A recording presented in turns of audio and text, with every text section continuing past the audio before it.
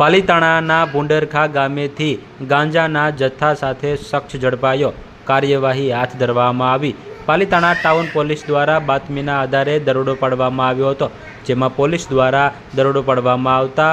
લીલા ગાંજાના છોડ ઝડપાયા હતા। જેમાં પોલીસ દ્વારા દરોડો પાડવામાં આવ્યો હતો, જેમાં ભૂંડરખા 2 ગામ સ્મશાન સામે કૈલાસધામમાં દરોડો પડ્યો હતો, જેમાં આરોપી અરવિંદભાઈ ઉર્ફે અરવિંદગીરી ભરતભાઈ નાનજીભાઈ ગોહિલ રહે મૂળ લાખણકા બગાદારવાડી, જે હાલ રહે ભૂંડરખા 2 ગામ સ્મશાન સામે કૈલાસધામ, જેઓને લીલા ગાંજાના છોડ નંગ 7 વજન 9 કિલો 930 ગ્રામ